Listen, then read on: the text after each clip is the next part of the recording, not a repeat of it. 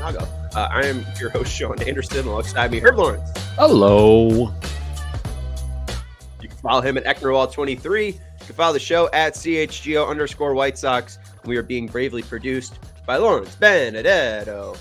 And I think he's probably having a heart attack by the way that this music is playing and by the way that intro went. So hopefully we are getting good vibes from Lawrence. On today's show, we're going to be talking about the White Sox manager finalists, according to Jon Heyman. Are they the finalists? I don't know, but My Sox Summer says he saw Phil Nevin outside Guaranteed Rate Field, so it must be true. And then we'll talk a little bit about the World Series that starts tonight between the Los Angeles Dodgers and New York Yankees. Make sure to like this video. Make sure to subscribe to the CHGO Sports YouTube channel. We are building and growing the large group of sports fans here at CHGO. We are trying to build the biggest and best community of CHGO sports fans. We want you to be a part of it so much that we're giving you a free offer, or not a free offer, a special offer with our lowest rate ever. I guess free would be lowest, but become a CHGO diehard today for just $4 a month billed annually.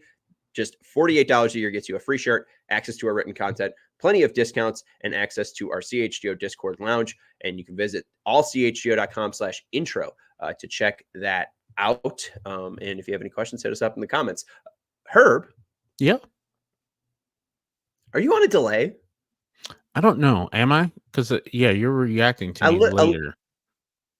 A little bit. It's okay. So we'll just make sure that there's a long pause, okay? It's just going to force me to talk slow. According to Jon Heyman, there are 3 believed candidates for the White Sox managerial job. Let's take this with some grains of salt. This is not Jon Heyman saying these are the finalists. The words are the leading candidates for the White Sox job are believed to be Rangers bench coach Will Venable, former Angels manager Phil Nevin, and Tigers bench coach George Lombard. Venable is a guy White Sox GM Chris Getz has always liked. It would be interesting to see him take the White Sox job after turning down the Mets for an interview last year. And they've also considered Buck Showalter too. He's been known as a turnaround artist, but it's uncertain if he'd go. I got a great text from a good friend who said, how much did Buck pay John to put that in the article? So outside of the Buck Showalter end there, what do you make of Heyman's reported top 3 finalists? Well, if you guys know me and Jon Heyman, that's no good. I do not like Jon Heyman. I don't think that he has a very extensive news breaking history in his features. But if he's putting it out there, he must have had a way to have this out there. And you just said it, like, it was unnecessary for him to put Buck Showalter in there, but he worked with him at the MLB Network, and he's probably just doing a friend solid there. But I always, as you say, take what, and Beef Loaf, Arson Judge, exactly. I take what he says with a grain of salt, and those names, except for Will Venable, don't excite, not at all. Like George Lombard, I know very little about him, but I heard he is very highly respected in the game, and not a fan of Phil Nevin. And I know when Vinny was here, and when he was when we talked about Phil Nevin a couple weeks ago, he gave us a little bit more background about what Phil Nevin would bring to the table. But that guy himself, to me, is going to be hired to be fired. Like, I don't want this job to be A to B job. I know that more than likely it will be, but 100%, Phil Nevin takes this job, he's going to get fired in the next 3-4 years. He doesn't seem like a guy that I would want to have as the White Sox new manager, even though I'm a fan of a person that's already done the job, which Phil Nevin checks that box. He's been a major league manager before. The only one of those 3 that really excites me, Will Venable. Front office experience. He's been a bench boss, kind of. He's been learning under the tutelage of one of the greatest bench bosses in our time, in Bruce Bochy down there in Texas. So I'm sure he has gleaned some information from Bruce and how to manage a game, how to keep things going, how to take out a pitcher, and how to get the temperature of the clubhouse, et cetera, et cetera. The most important parts of managing, to me, just controlling the clubhouse. And with the White Sox, you saw that they highly respected Grady Sizemore, even though the record wasn't there. Will Venable's got the same thing. and I know the other two do also, they're that major league playing experience, but some of these guys would have saw or heard about Will Venable playing because his recent baseball playing experience. Nevin hadn't played since the 90s or maybe early 2000s. These guys don't know who the hell Phil Nevin is as far as that baseball guy. It's a little bit more relatable with Will Venable. He's a younger cat right there, and I think they would listen to his words a little bit more and analytically inclined too. Yeah, I mean, I don't think that we can say that Nevin's not analytically inclined. And hey, just to give Phil Nevin some credit, nearly doubling Will Venable's plate appearances. Yes, he played in the 90s, but he finished his career in 2006. Venable started in 2008, finished his career in 2016. Matty Rice in the comments saying, no to Phil Nevin, Will Venable, please. Building a new culture, Will Venable seems like he could connect with the younger guys. Here's the thing that I'll say about that is Chris Getz apparently, according to Jon Heyman, likes Will Venable. I like Will Venable. I know Beefloaf in the comments likes Will Venable. You've said that you've liked Will Venable. Will Venable turned down the opportunity to interview with the Mets, and he turned down the opportunity to interview with Cleveland last year. What might change this is Chris Getz and Will Venable probably being on a similar playing field of them being former players, and maybe out of respect, he took an interview with the White Sox. There is nothing that is saying Will Venable has been offered this job or that Will Venable is the desired candidate. And end all be all, even if he is, even if that's Chris Getz's guy and he's known that since he was hired back in August of 2023, it takes two to tango, and it takes Will Venable to take this job. So I would love Will Venable. It seems very exciting. He seems like he's got a resume out the wazoo, right? He's Princeton grad, former MLB player. As you mentioned, his career just ended in 2016. After 2016, he works with Thed. That's a little put them together. Little couple name there. Yeah, Theo and Jed Thed in the Cubs front office, and then has bounced around as a coach, and now has ended up with the Rangers for the past 3 years now. Won a World Series, has been Bruce Bochy's bench coach, and seems like the guy in waiting there. It takes Will Venable to want to latch onto this project. And that seems like a very big ask.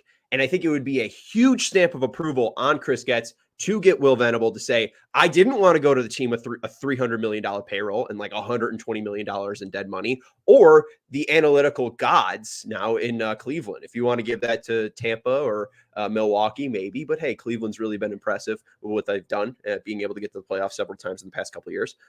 So like, it would really be a huge stamp that Chris Getz was able to get a guy this highly thought of. But it still, again, takes Will Venable to say yes. So I think everyone would be fine with Will Venable. But what is the reason we're saying no to Phil Nevin? Matty Rice says he seems like a POS. So that, I don't know if we can confirm that. I don't think that is anything that we should say. It may be a gut feeling, but gut feelings can be proven wrong. My gut feeling after listening to Pedro Grifol speak, I thought he could be president. So, hey, let's slow a roll here. Phil Nevin does have playing experience, and even though it is a little bit beyond Will Venable's debut in 2008, it is lengthier. It is a very longer career, right? I mean, this is 4,000 plate appearances, nothing to scoff at. He's not like a Grady Sizemore highlight reel player, but he can still relate to players, and I think that's the most important. He's coming from a very similar background, I see, as Brandon Hyde. And he's got actual playing experience. So this could just be Brandon Hyde for the White Sox.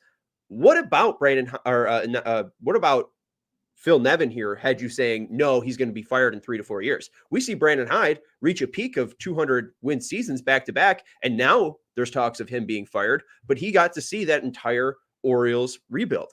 I think Nevin could be a similar hire to Brandon Hyde. And I know there's some holdbacks because there's a lot of Angels coaches that coach with him in 2023, Marcus Thames being one of them. Wise, right? Matt Wise, bullpen coach. I even think Drew Butero was a part of that staff, the bullpen coach. So a lot of connections, but also wouldn't that just make me lead to believe that all the people that were in the Angels organization are maybe clamoring for Phil Nevin to get this job as somebody that could be overlooked, a guy that worked in the Yankees organization and under Joe Maddon as his bench coach? It might not be Joe Maddon, but it could be the second best thing to Joe Maddon. Am I wrong here? Like, why do you think he's just being led to being set up to get fired? Well, in 2023, when he was the head boss, his first and only full year, I think, as the Angels guy, he really didn't, do well there. And I know, as a guy who doesn't think the managers matter that much in wins and losses, he had one of the best players in baseball, Shohei Ohtani, the best player in baseball that year, still currently, and a decent amount of Mike Trout. And they remember going for the playoffs and went all in on trades with Lucas Giolito, Ronaldo Lopez, et cetera, et cetera. And that month of September just absolutely flailed there. And same thing in August. Like, it's not necessarily his fault, but like all the talent he had in the world, what do you do with it? I know he has experience down in the minor leagues where he has developed young talent into what he needs to. I think he worked for the Tigers organization and others. So he has development skills, but he doesn't seem like a guy that you're going to be holding on to until the championship comes next. He doesn't have that level of experience. I would rather, if we're going to be going for a guy that where it's a question mark on him, at least that guy's got a championship somewhere in there. Like Buck Showalter wouldn't be the guy, but at least he has taken his teams to the precipice. And then the next guy, after you fire Buck Showalter, takes him to the finish line type of stuff. But I just don't feel it. Just on the name alone, Phil Nevin, no, I never really got excited about that. The Will Venable thing is a home run hire. You just talked about all the bona fides he has. If Chris Getz somehow gets a guy that didn't want to coach or manage the Mets, didn't even interview for the Mets or the Cleveland Guardians, two teams that were much better, well-stocked, and better for Will Venable's career, and somehow someone, even if he gets an interview and talks to Chris Getz, that to me is a win for Chris Getz. If he somehow lands this guy, that would be a big-time check mark into Chris Getz's book for me, because I think that would be the best outcome for the White Sox in this managerial search besides Skip Schumacher.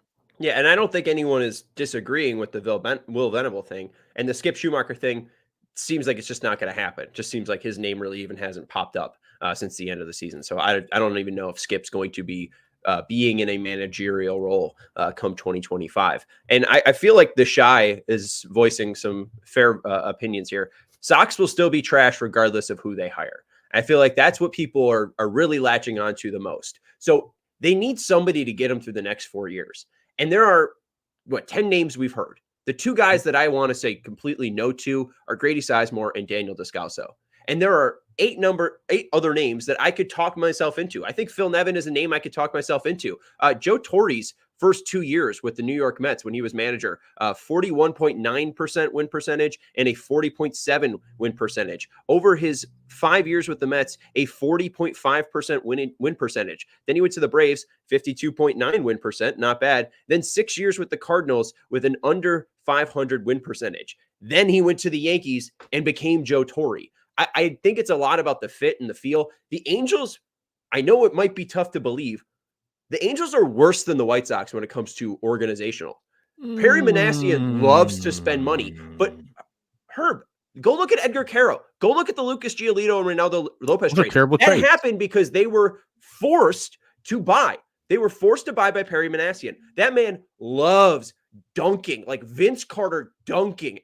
Eloy Jimenez, spring training 2022, 2021, whenever that was, dunking his hand into baseball operations. That is a man that wants you to win right now in any way possible. And of course, especially with Shohei Ohtani trying to latch onto that, he was forcing that narrative.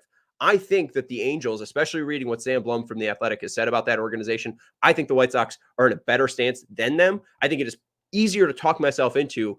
Perry Manassian is still on his journey to learn his ups and downs.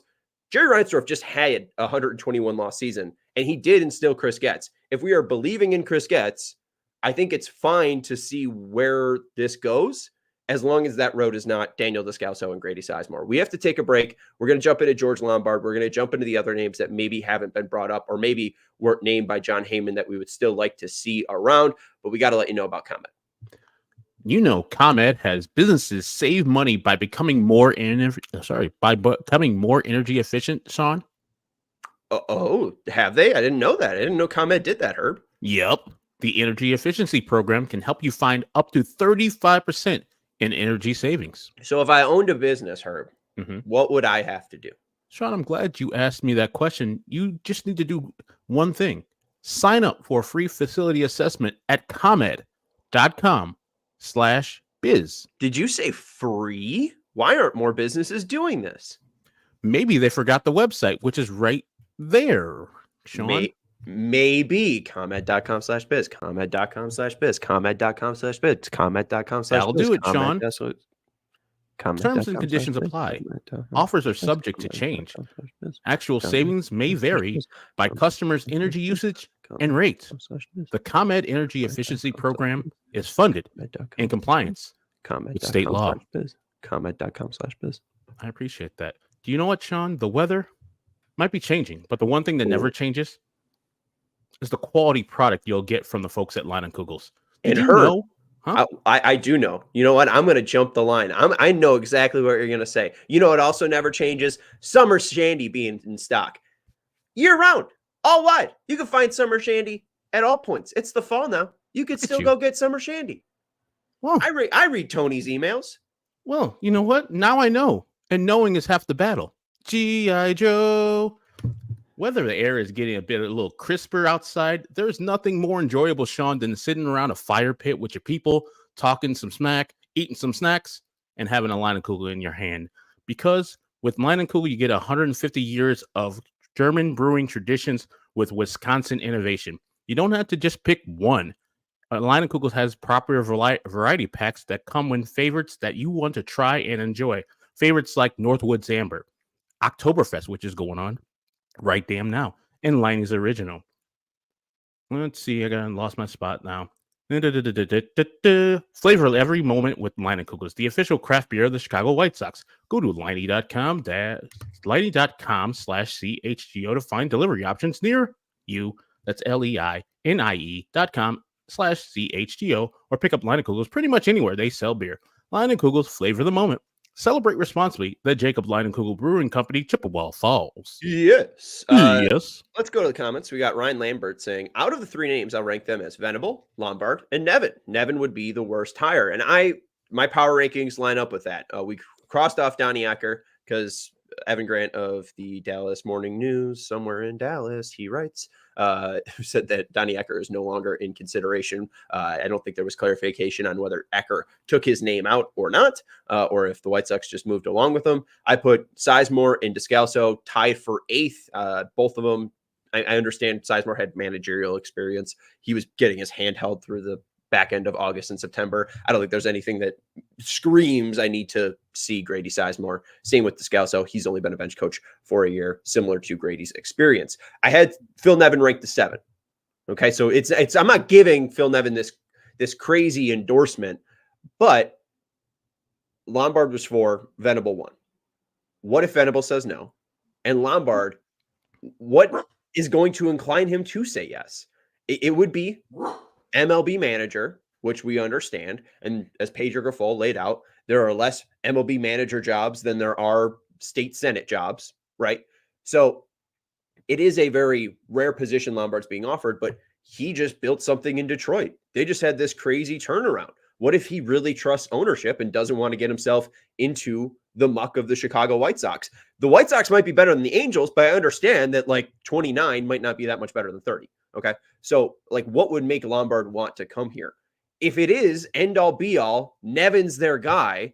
And I'm just really talking about this because he is my 7th worst guy. I don't think it's a bad hire. Maybe it might be the worst of the 3, but is this the only guy they could hire that they like? I understand that I'm going to use an outdated reference here because he's been injured the entire season. I would want to draft Christian McCaffrey in my fantasy draft. But if I'm stuck taking, Travis Etienne, again, just outdated, he's been bad. But like if I wanted to but I end up taking Travis Etienne at 7, am I that upset? I mean, I just didn't have the first overall pick, or the first overall pick didn't want to sign with me. I got Ryan Leaf or Eli Manning. I understand. Firstly, let me address that you said the Angels are worse than the White Sox. I disagree vehemently because why? Let's talk about that. I mean, like they have gone out and made a ton of bad, and not even bad signings. They have thrown money at just big players without actually building an organization. They have not been anything since like that true Socia days. So like since we've knocked them out of the playoffs, in the 05 ALCS, Manassian has just run out and signed the highest price tag player and has signed the highest price tag manager and has just hoped it has worked. But and some of that is Jerry Dipoto also. Dipoto doesn't work there? He was there before, though. But I mean, he's been well gone. I mean, he's been in Seattle forever. Like they, especially now, they rushed Caro up as fast as they could. He was like a 20-year-old in Double-A. They rushed up the lefty Canning, I think. They rushed up Ben Joyce as well. They rushed up Nolan Shanuel.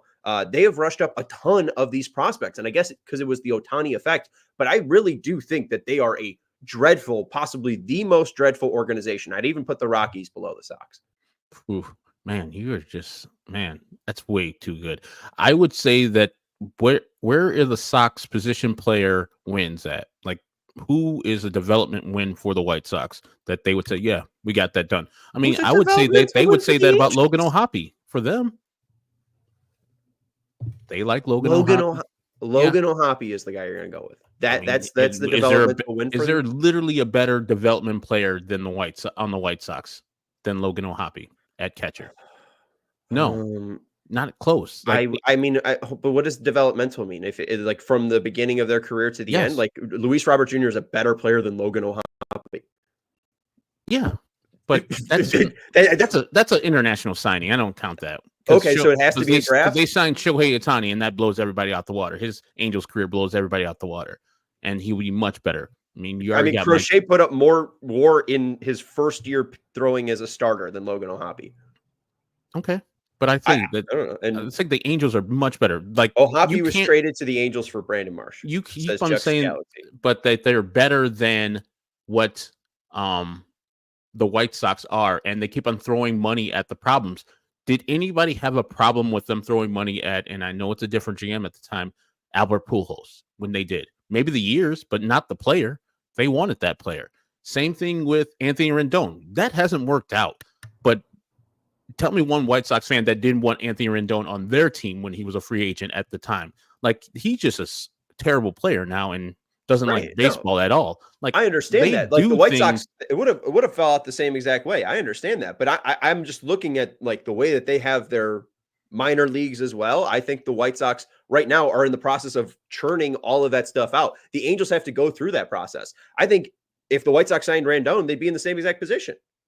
Like people would be fine with the signing, but he'd be an awful baseball player. But they've done that a ton. I mean, that happened with Hamilton. That happened with Pujols. That happened with CJ Wilson. That happened with Rendon. I mean, I understand that they have the big signings, and that's great. I shouldn't be complaining about that. But it does seem like the White Sox are able to put out a better, consistent product. And I understand, hey, from 2014 to 2024, only the Miami Marlins have been worse. So, I mean, that's in your favor. Yeah, I just think the White Sox are the worst organization in professional sports. That's where I'm at, and definitely in baseball, 100%. Also, the A's exist. I can't believe I'm saying this. The A's are easily 30. The A's go to the playoffs much more than the White Sox, much more. And yes, they're also going to Sacramento. That's fine. I mean, that's just because the circumstances of the stadium and the terrible owner. They just have a terrible owner. Our terrible owner, if he could get away with it, would be moving to the Sacramento that's closest to us, guaranteed. But to get on with the regular point, I don't think that's true. I don't know how you've listened to that. I think that he would do anything in his blood and bones to get a new stadium at the 78. But I do not think that that would involve moving the White Sox from 35th and Shields to, let's say, like, the effing South Bend. That guy, you think you're giving Jerry Reinsdorf way too much credit. He is the worst owner. I mean, he hasn't signed anybody close to $100 million. And I know the Wheeler thing he didn't come close to, but he has a hard and fast where he won't even entertain the best player in baseball to be signed on his team. That, to me, tells me that owner is in the 90s, in the 80s, and he's not going to evolve. So, to me, that is the worst thing than the A's moving away from Oakland. The owner sucks, yes, and that's a terrible situation for A's fans. But I think the A's organization as a whole is a better organization, stronger organization, because they have development. Because you'll see every 2-3 years, oh, that guy's good. Cool. He'll play for 2 years at the A's and he'll be shipped out somewhere else. But they keep on churning out those players. Where are those players that the White Sox keep on churning out and fulfilling somewhere else. I know the World Series has a couple of those players, but none of those players were really, really good with the White Sox. Like Rodon had that 1 year at the end, and Kopech really didn't have a great time as a White Sox starter or a reliever here. So that's why I'm saying, like, A's have all those players available all the time, and they churn them out, and their minor league system works at a good pace, and then they'll bottom out, and then they'll do that again. Well, but it feels like, again, like where they're trending. It feels like Jerry Reinsdorf has had a little bit of a wake-up call. John Fisher is moving his team to Sacramento. He might not even have a deal or the money to make this Vegas thing happen, and he might be losing his franchise. So I'll amend that. I'll put Oakland at 30. If you want to argue Oakland versus the White Sox, sure, go ahead. And if you want to put Reinsdorf, second worst in all of baseball, that's fine. Aren't the White Sox with the A's for not signing a $100 million contract? Yes, I guess they did with Chavez on an extension. But anyways, very bad. But I don't know if it's Phil Nevin coming from a bad organization. I guess the point is, he'll just be with another bad organization. I guess that just doesn't lead to a fun conversation. I got you. But that's the thing is, like, maybe that's the reality of this all. We could talk about the next White Sox manager, and it doesn't matter because Jerry Reinsdorf's just going to run this all into the ground. Yeah. I mean, woohoo! We make it fun to be a White Sox fan. We know that, but I think that Jerry Reinsdorf hopefully has allowed the reins to be taken over by Chris Getz, because the words that we've heard, and we've heard this before, where it's like, okay, they're finally allowing Rick to do the full rebuild, and then Kenny still has the reins. And I hope Chris Getz just has the reins by himself, and there's no interference from Tony La Russa and people like that getting in his way and Jerry Reinsdorf interfering with them, because I think, even though I disagree with the hire, I think Chris Getz might have some ideas to change the White Sox. I don't know if it's going to be for the better, but he has ideas that he wants to implement, and so they can get out of the ice ages and move into the modern times of baseball, which by just doing that, will the White Sox be a better club ran going into the future, not what the White Sox are doing currently. I think the Sox, again, have had at least a little bit more of that wake-up call, right? Like, I think Reinsdorf has had a clear sign that this team needs to get better in some capacity. So, like, I guess that's where, like, the hope is, where I feel like Artie Moreno and Manassian look at a team that finished, 73 and 89 or whatever they finished. Probably, well, no, they just had their worst record in franchise history. Ever. I think it was like 62 and 100 and whatever. I'm like, I think it's more likely the Sox would burn and churn than the Angels right now. And it feels like the Angels are more likely to just throw another big contract at the problem rather than what the White Sox are doing. I just don't know if Nevin accepting the job means that Getz has failed, Like, I don't want to set Nevin up for that, because I don't think he'd be a necessarily just bad hire. I think it might not be my favorite of the possible candidates, but it also could be Grady, I guess. I think Grady is like the failure. Which is, and I know what I said. We got 90 before. to break, so we could talk. We could wait. I know what I said before the on Grady Sizemore, but if it came down to him or Phil Nevin, I'll take him. Why? All right, let's take a break. Familiarity, because of I'll get it on the other side. Grady could still be on the bench. I mean, he could just be the bench coach. He could still be with. I think he's still under contract. Yeah, so but I don't like that. They give him an interview, but I don't like that, hey. though. But Phil Nevin's got all of his boys. Like, that's the whole point. Like, Phil Nevin doesn't have to get a new batting coach because Marcus Thames was his batting coach. He doesn't need to get a new pitching coach because Ethan Katz is, enshrined as the guy. Matt Wise doesn't need to leave as the bullpen coach. That was his guy in Anaheim. Like, that would suck to me, because this team needs a change, and those people weren't good with the Angels. They're not good with the White Sox. They don't need to stay there. Look at those Angels teams outside of Ohtani. I don't know if you could just say them and just say, like, yeah, I don't know. Like, the whole point of the White Sox is they need better players. And we've talked a lot about how managers don't matter. And you could look at both of these organizations being dog bleep. So, like, if the White Sox have had a little bit more of a wake-up call, I think that could just benefit the entire organization. We'll take a break and we'll talk about it. Herb, let the people know about CHSN. We are sponsored by Chicago Sports Network, the new home of the Blackhawks, Bulls, and White Sox games. CHSN will broadcast more than 300 live games per year across Blackhawks, Bulls, and White Sox, and will feature a full lineup of original Chicago-focused sports content. They're also Chicago-based, Chicago-built, and Chicago to the core. And they're bringing it to every corner of Chicago across our 77 neighborhoods and beyond. At CHSN, Chicago comes first. Visit chsn.com for more information on how to watch Bulls, Hawks, and Sox games all season long. Thank you, Herb. Say pros to bigger and better savings on your next vehicle because Cartoberfest is going on now at Ray Chevrolet. Head in today to shop their huge selection of new Chevy models at new low prices. Right now, take $3,000 up to $12,000 off MSRP on most new Chevy models, or cruise through your fall your own way and shop over 125 vehicles priced under $120,000. I don't know why I said cruise that way. It really threw me off. As one of Chicago's top-selling Chevy dealers in the Midwest, you'll always be able to shop one of Chicagoland's largest Chevy inventories. Visit our partners this October at their location on Route 12 in Fox Lake or raychevrolet.com. You've heard of Ray Chevrolet, then you've also heard of Ray's Price Promise. They're guaranteed to make your next vehicle more affordable than ever with no price changing, no add-ons, and no hidden fees ever. That means the incredible prices we're talking about now, you can expect to see the very same when you shop at Ray Chevy in-store or online. So shop Cartoberfest all month long by visiting Ray Chevrolet in Fox Lake or raychevrolet.com. They've been serving the community since 1963. Herb, together, let's drive. All right. Do you want to continue your thought there on why you would rather just have Grady over Nevin?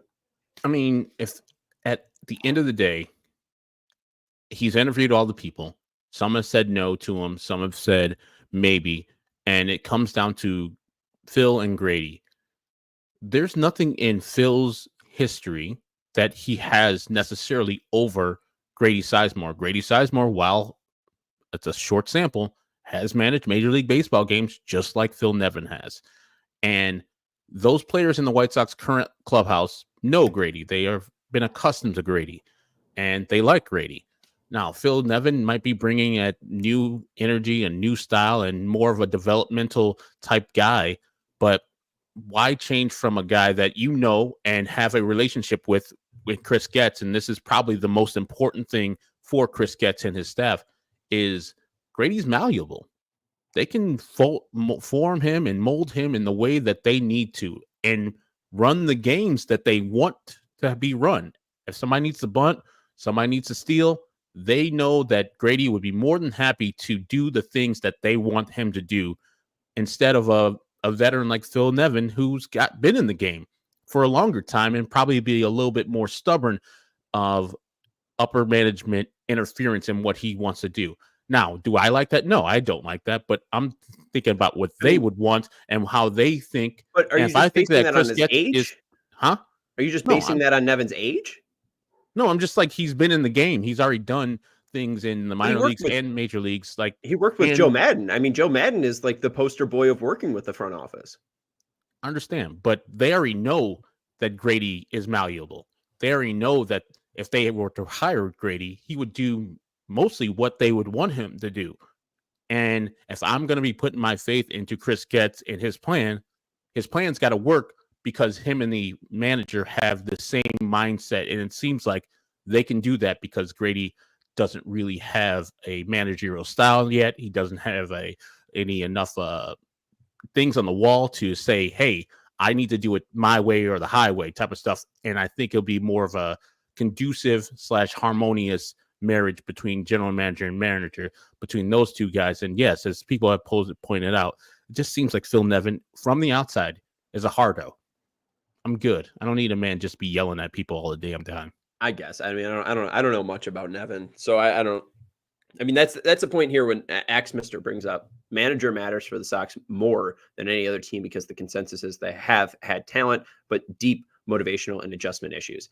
There is no talent on this team, and I don't really know how Phil Nevin is as a motivator or making adjustments on the fly.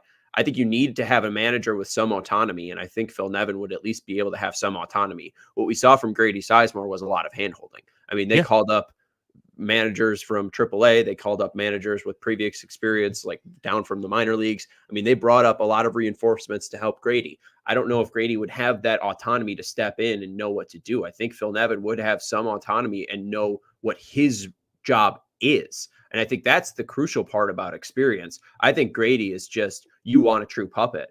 I think that's really what it is. And I think having a puppet, although it seems nice, you have to learn how to talk. You have to learn how to be a ventriloquist. And Herb, I'd love for you to figure that out. I mean, can you talk out of the side of your mouth and make it look like a puppet's talking? No, because it's a stupid and dumb talent. Wow. It's a waste of time. Wow. Jeff Dunham fans are just turning this off. Seriously, What? Jeff Who? Dunham fans are going crazy right now. Why do you hate Willie Tyler and Lester? Oh, is it Lester? Yeah. Why don't you bring up the Middle Eastern character, huh? Oh, yeah. yeah. I don't know that's a if rough Jeff go. Dunham's comedy is aged that well. Yeah. Let's bring up the puppets. Puppets Making are a bunch of money though. Puppets are creepy. Yes, he did. But Still, I think, apparently. hey, yeah, whatever. At the end, all puppets are creepy. I think that Sizemore does bring nothing to the table.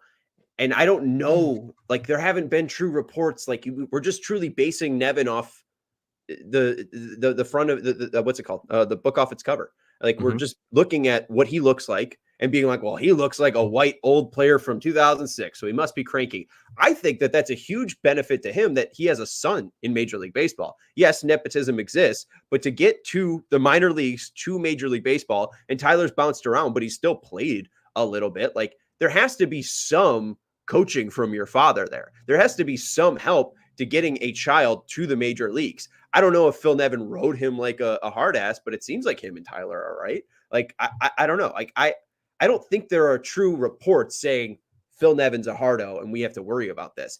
The end all be all, we don't have any talent on this White Sox team. And the end all be all, if they win 20 more games than last year, they're still losing 101 games. So it's like, how much can we say this is Phil Nevin's fault? And how much can we say like this is a bad hire? I think we all can agree Venable is a great hire. Lombard seems very interesting. He seems like he has a lot of just understanding of himself. And that does seem intriguing. But like, although there isn't that out there on Phil Nevin, like in a positive way, I don't think there's anything out there about Phil Nevin in a negative way. And even though like he has 2 bad years of being a manager, I mean, you're filling in for Joe Madden like halfway through the season. And then you're also filling in 2023 and Shohei Ohtani's last year in LA with a ton of pressure on you. And you still finish better off than Ron Washington did. Like it wasn't a true failure. They went 73 and 89, not awful. If the White Sox went 73 and 89, I'd be happy.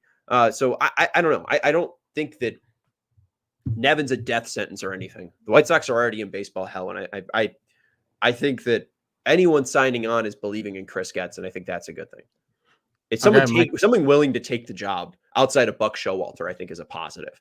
If it's not Buck Showalter, I'm happy.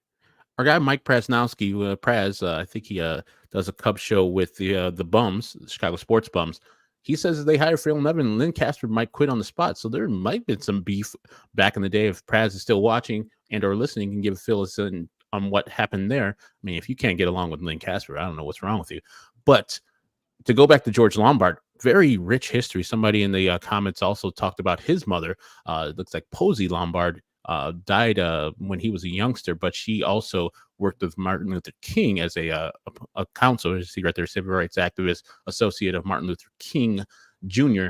And he also has a son in the Yankees system right now, George Lombard Jr. And as my guy Westside Tom said, when he does become the White Sox manager, becomes a White Sox manager, I'm instantly going to be calling him Jorge Glenallen or maybe Jorge Villa Park.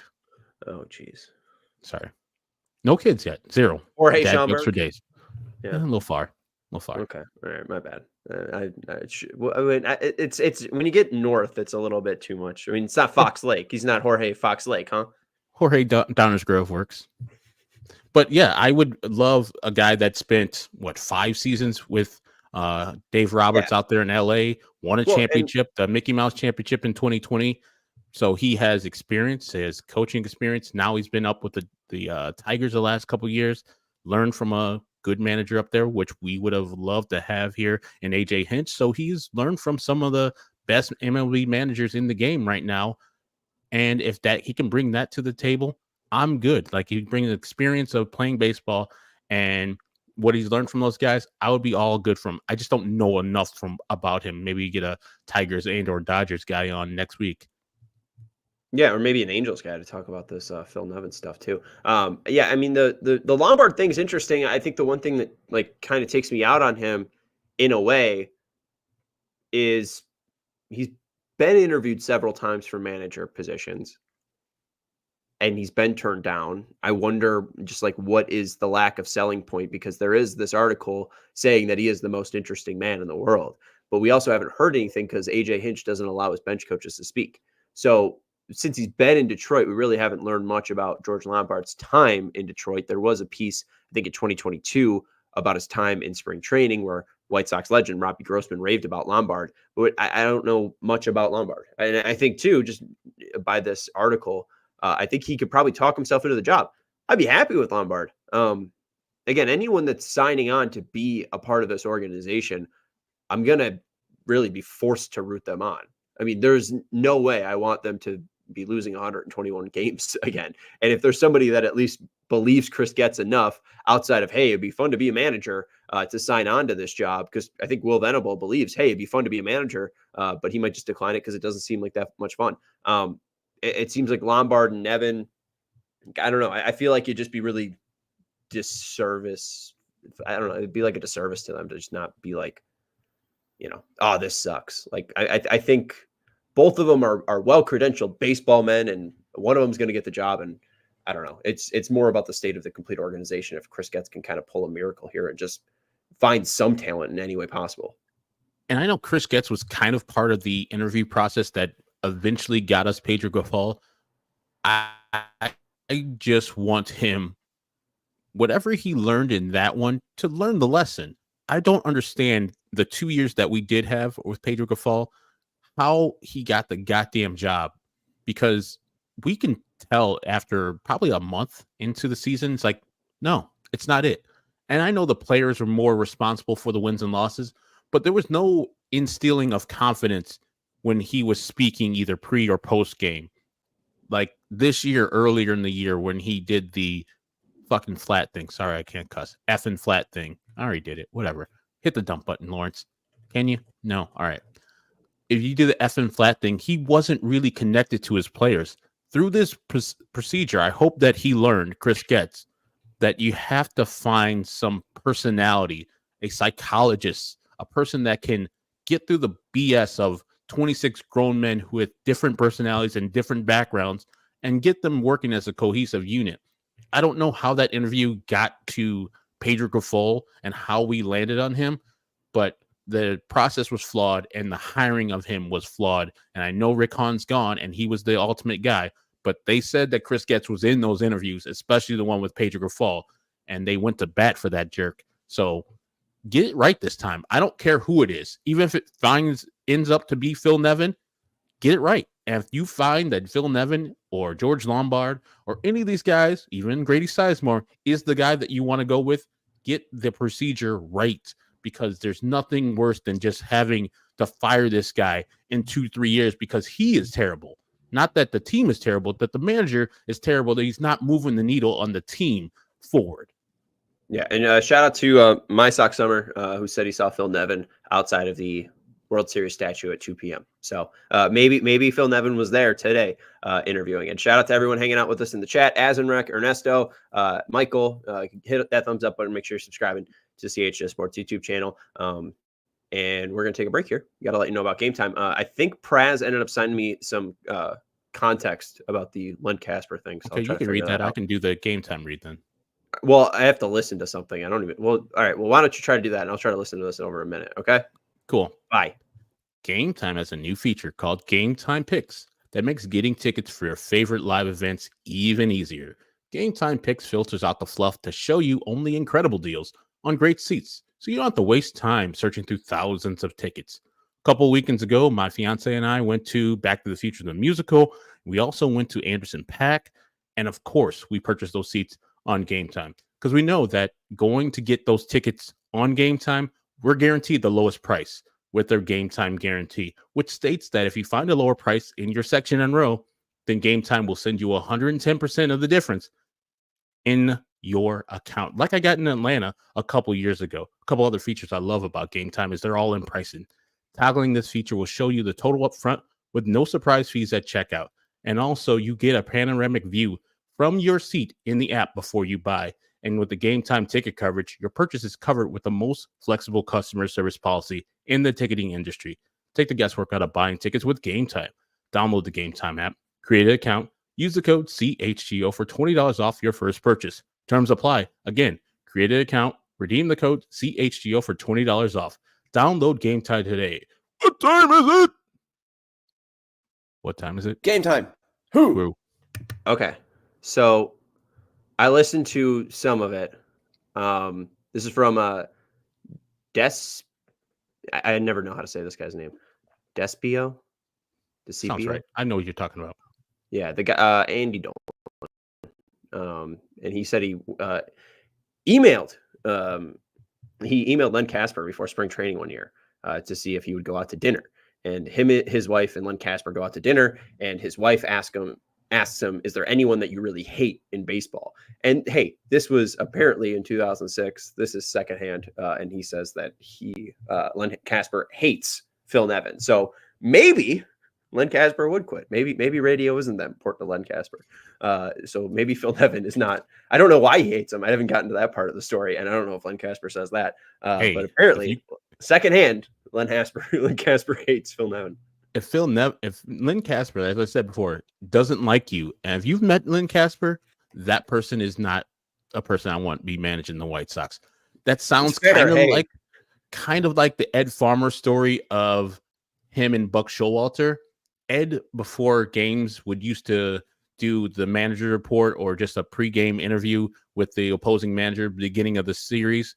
And he sat down with Buck Showalter one time, and I forgot what the question was, and Chris Tannehill would be more adept to telling this story, but he asked him one question. Buck gave him kind of a terse, crappy answer, and then Ed just pretty much ended the pregame show. It's like, that's it for the White Sox radio network, and just left. And he was like, yeah, Buck, he's terrible. And then he was like, oh, you see who's in the dugout there? Yeah, it's Buck Showalter. It's 110 degrees, still wearing his jacket. Yeah. So I've always had a bad thing about Buck Showalter because Ed Farmer absolutely didn't like him. And if you know Ed Farmer, he knew everybody. Yeah, and he liked most of them. And that's the thing too. I think some people were asking, like, what's the connection from Will Venable and the White Sox front office? And I don't think there's much outside of they all just were baseball players. I think the Phil Nevin one is a little bit more apparent because he coached with a lot of these guys with the Angels. And I know there's the Tony connection with LA, but I don't even think it dates back to 2022. I mean, I don't think Phil Nevin was he might have played under Tony or something, but I don't think Tony was ever a part of the Angels when Phil Nevin was.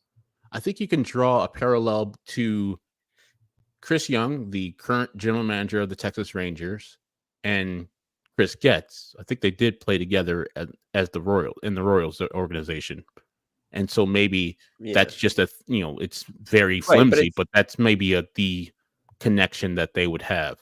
Or maybe they trained together or something. Like, I don't know the exact connection, but I don't think there is like one true connection to Venable. I don't know if there's one true connection to Phil Nevin. I mean, that maybe there's guys inside of the White Sox organization kind of hyping up Phil Nevin. And George Lombard, that also seems kind of organic. I don't think there's any forcing of a connection here. Love it. Cast your net wide as hell and get people that you haven't talked to and you don't have a connection with. I love with Chris Getz, if the reports are right, actually speaking to Will Venable or being a person that might be a finalist is a huge coup for the White Sox, the worst team in baseball history. And they get to talk to him, a learned baseball player that many teams would have on their staff right now. And they get to have a chance to talk to that guy. And George Lombard, people they don't have associations with. That's old school White Sox, where you're just getting people that you know, getting people that you're recognized. That's where Pedro came from, because Chris knew him and other people knew him in Kansas City. Now, cast that wide net. And even if it doesn't work out, the intel you're going to get from these people may be used, as Vinny says, maybe used for your future team. The stuff that the Dodgers use in their facilities can be used in future White Sox facilities. Same thing with the Tigers and the Rangers and any other person that they speak to from different teams. That's good. That's good that Chris Getz is casting this wide net, even if it just lands in Grady Sizemore. Even if it just lands in Phil Nevin? Regrettably, yes. That would be my 8th or 9th guy, Sean. But if he, at the end of this, I'm supposed to try to be more positive about Chris Getz. I'm trying to say that I believe in what Chris Getz is doing until he shows me otherwise. So I've liked the rumored moves that he's made already in the offseason. I just want to see more. I want to try to have some positivity out in the air, Sean. And I know my positivity don't necessarily move mountains, but instead of being negative like I was all the year long, which was deserved, I want to try to be positive, Sean, and try to manifest Chris Getz into being a good general manager. And if you want to join along out there who's watching and listening, come on through. Your meteorologist alter ego, Herbie Sunshine, is coming through. We appreciate it. We love to see it. I think also guys, too, guys, I found your new manager. I found him. You ready? Here we go. All right. Is this real? Oh, there he is. Walter, my guy, Walter. Sean, you get the it's perfect. Chris Getz's hand is right where it needs to be. You know, I guess it just needs to be a little for the podcast up and under.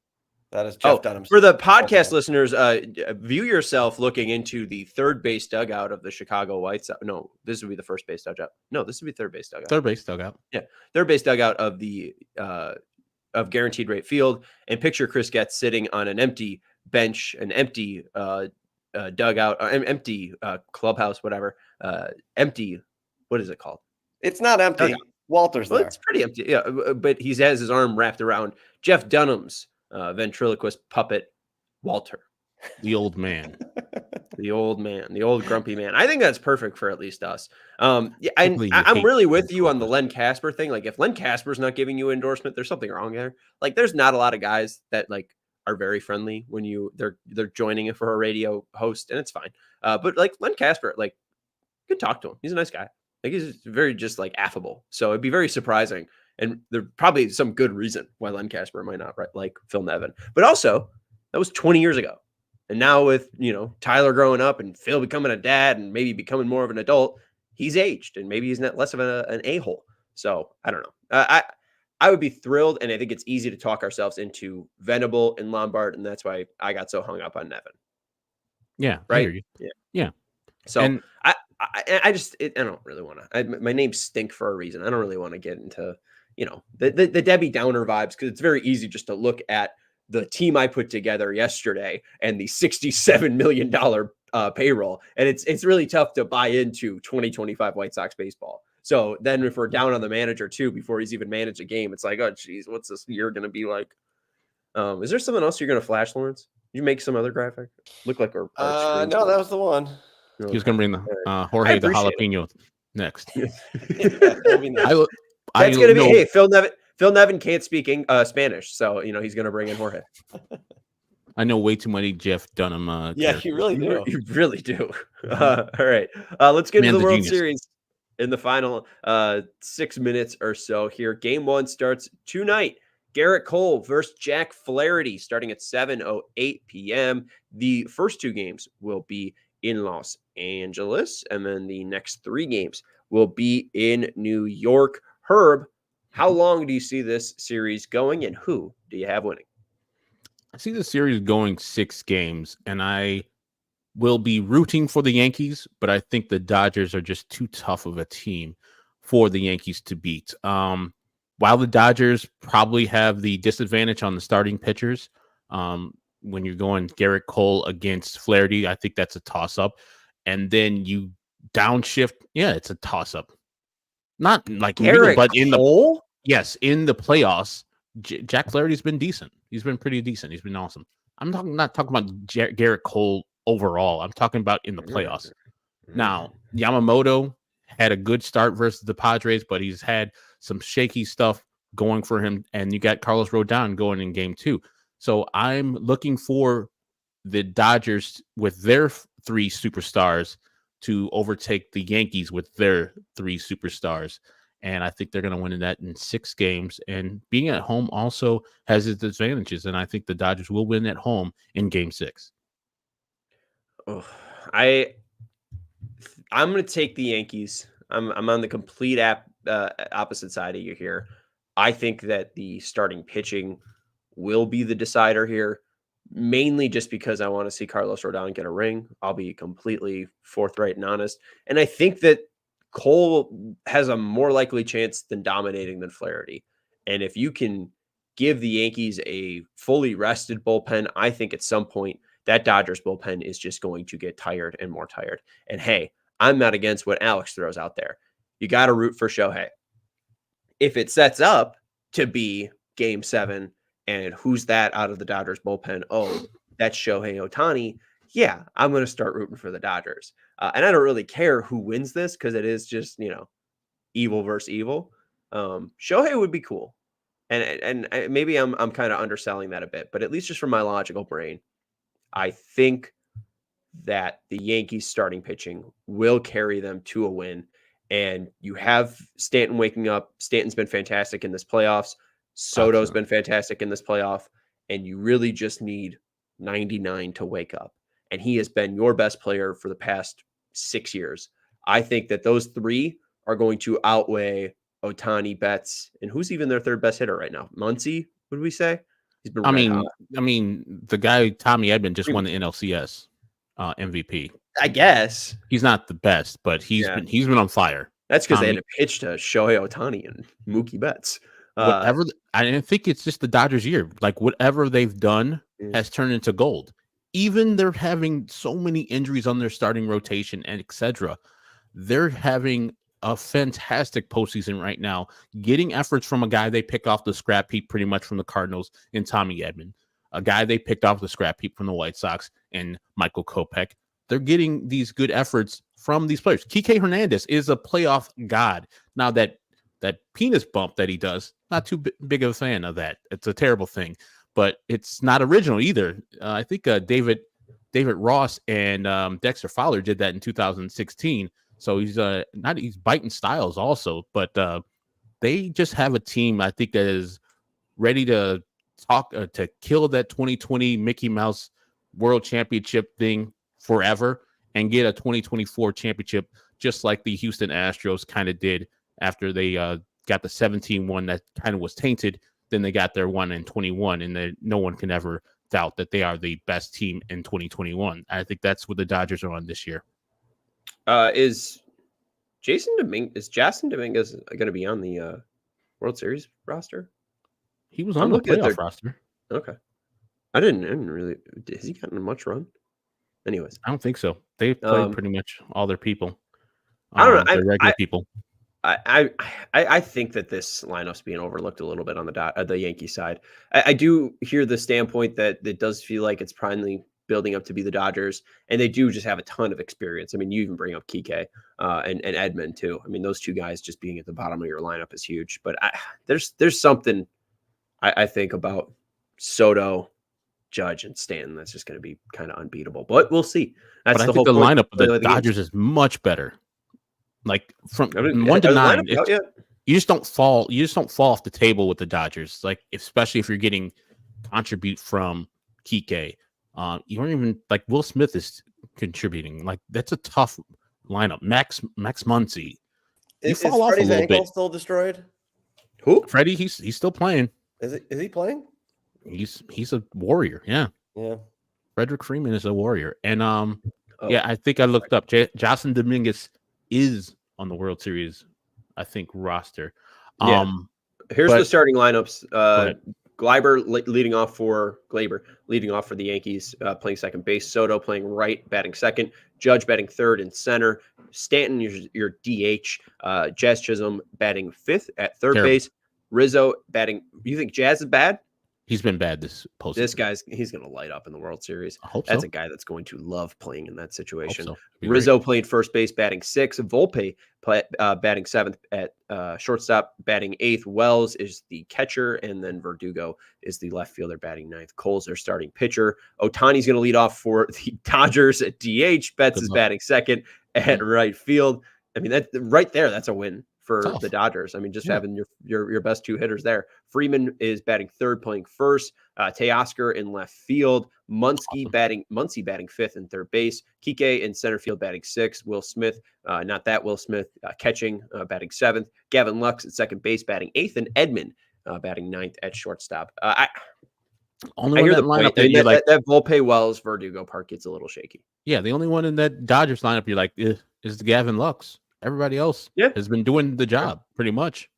I mean, Will Smith at 7 is nasty. I mean, filthy. It's just true nasty work. I mean, honestly, 3-minute third gives me a little bit more concern. But then, I mean, you look at who's playing first base for the Yankees, and you got to give them the edge. All right, that's going to Anthony Rizzo. Wrap it up, truly. I mean, does he even know he's going to be on the field tonight? That's going to wrap it up for the CHGO White Sox podcast. And I'm with Joe R. I've always liked Teoscar Hernandez, mainly because I bet on him to win the home run derby.